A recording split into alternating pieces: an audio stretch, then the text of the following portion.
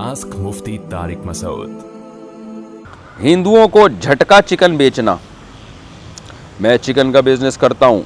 मेरे पास काफ़ी ऐसे हिंदू कस्टमर आते हैं जो कहते हैं कि इनको झटके का चिकन चाहिए, तो क्या इनको वो बेचना हलाल है या हराम? कौसर अहमद इंडिया से।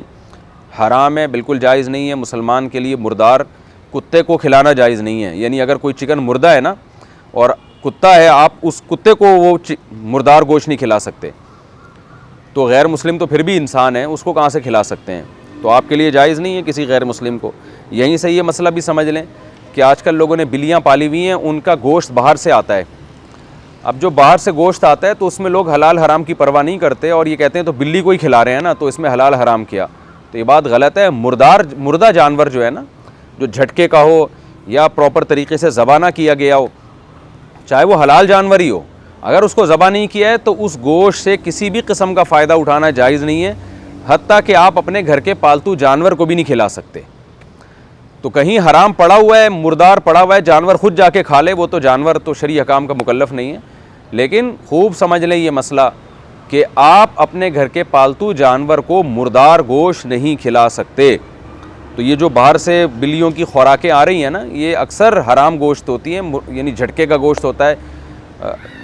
तो वहाँ इंसान हराम खा रहे होते हैं, तो जानवरों को क्या गोरा फिक्र करेगा कि जी उसको ज़बा किया हुआ खिलाया जाए। तो जो ज़बा किया हुआ जानवर नहीं होता, आप वो उस जानवर का गोश्त अपनी बिल्ली को भी नहीं खिला सकते, कुत्ते को भी नहीं खिला सकते आप। इसलिए वो हमारे एक दोस्त हैं, उनका एक ज़बरदस्त फॉर्म है, तो मैं वहाँ गया तो उनका घोड़ा मर गया, तो उन्होंने मगरमच्छ को के आगे डाल दिया कि ये खा ले। तो मैंने उनसे कहा भाई ये घोड़ा जब मर गया तो मुर्दार है ना, तो आप मगरमच्छ को नहीं खिला सकते ये गोश्त। हाँ, मर जाए फिर मगरमच्छ खुद ही आके खा ले, तो मगरमच्छ शरई हकाम का मुकल्लफ नहीं है। तो मगरमच्छ को खुद कोई काम कर रहा हो तो उसको ना रोकें कि वो घोड़े की तरफ जा रहा है तो आप उसको रोकें कि तू क्यों खा रहा है। लेकिन घोड़ा खुद उठा के मगरमच्छ के सामने डालना, अपने पालतू मगरमच्छ के सामने, ये ठीक नहीं है।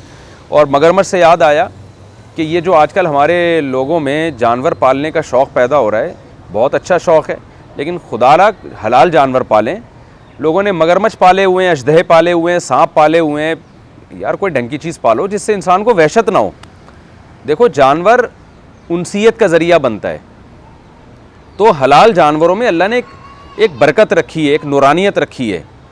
इनके चेहरों में एक रौनक होती है, मासूमियत होती है। बकरी है, गाय है, ऊँट है, एक अल्लाह ने ना मुर्गी है, इनके चेहरों पे ख़ास किस्म की रौनक है। तो ये जो हराम जानवर होते हैं, इनके चेहरों पे ख़ास किस्म की वहशत होती है। कुत्ता है या मगरमच्छ है, तो ये चीज़ें ना पालें। बहुत ही ज़्यादा शौक़ हो नाजायज़ हराम जानवर पालने का तो चलो बिल्ली पाल लो आप, बेहतर तो ये कि वो भी ना पालें, हलाल जानवर पालें। लेकिन बहरहाल बिल्ली पालने के नाजायज़ होने की कोई दलील नहीं है। नाजायज़ तो वो भी नहीं है मगरमच्छ पालना, लेकिन कोई अच्छा काम करो मेरे भाई, जिसको वो जानवर पालें जो शरीयत में, जिसकी यूँ समझें कि शरीयत के मिजाज के मुताबिक हैं।